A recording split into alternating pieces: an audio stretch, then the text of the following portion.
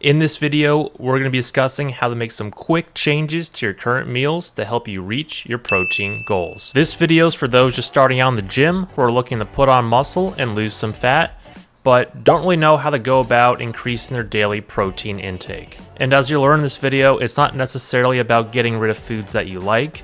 It's just making a small change and adding some more protein to the meals you already enjoy. So a high protein intake is key to putting on muscle. To help you gain muscle, you need to be consuming at least 0.8 to 1 gram per pound of body weight.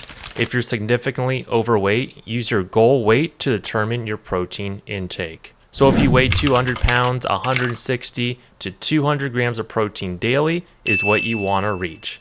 And that's something you need to work up towards if you haven't been having high protein daily. Really the problem is that we're not getting enough protein in each meal. We're just having too much fats and carbs, and at the end of the day, we're just not at our protein goals. So in this video, I have examples for breakfast, lunch, and an eating out for dinner scenario. In all these examples, we'll be adding protein to each meal without going too much more on the fats and carbs. All right, so kicking off with breakfast, pancakes with syrup. So not the best for a high protein breakfast. So if this is what you're having right now, making the quick swap to high protein pancakes. I know Kodiak has some good ones.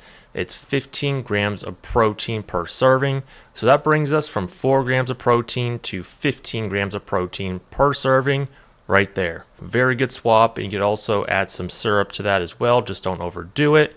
And if you like it, you could do the 0 sugar syrup. But either way, you're now getting in 15 grams of protein. Another example is bagels with cream cheese. That gets us around 12 grams of protein on average per serving.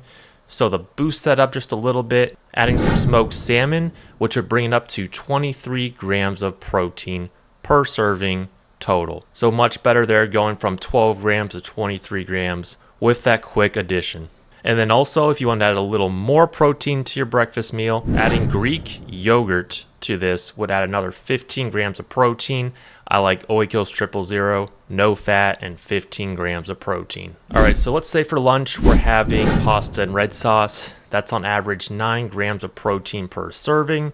So to boost up the protein, adding some lean ground beef will bring it up to 30 grams of protein in total, which is much better than 9. And we do want to make sure this is lean ground beef. If we're using regular ground beef, let's say 80-20, it'll just be a lot more calories, a lot of fat, and the protein to calorie ratio won't be that good. The same thing could be said about pizza. It's high in fats, high in carbs. So adding some lean ground beef or adding some turkey pepperoni to the top will easily boost the protein. So it's really not a matter of getting rid of foods you like. It's just making these small changes to make them higher in protein. All right, so rounding up the list, we got dinner. We're going to Chipotle. You think you might be eating healthy just because you're going to Chipotle. Well, that's not always the case, even if you get the bowl.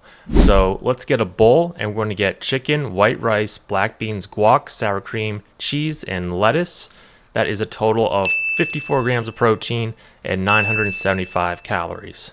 So a quick swap to reduce the calories and bring up the protein is doing a bowl with double chicken, white rice, salsa, cheese, and lettuce. That'll bring us up to 74 grams of protein and 710 calories. There's obviously a lot of combinations you could do at Chipotle, but this is just a good example of how you get a decent tasting meal while bringing down the calories and upping the protein. All right, so that'll wrap up today's video about how to increase your daily protein intake for beginners. Again, it's not about getting rid of foods that you like. It's about how can I make this higher in protein without adding too much calories and still tasting good. Guys, if you got some value out of today's video, do me a favor and hit the like button, and we'll see you next time.